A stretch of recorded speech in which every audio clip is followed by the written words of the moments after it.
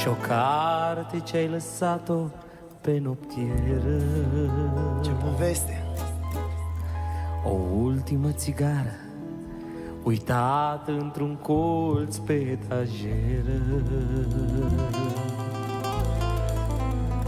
Și floarea din fereastră, biletul ce-a rămas de atunci pe masă. Toate te așteaptă să te întorci acasă. Bine, bine, te aștept să vii, să vii, să vii, să te întorci la mine.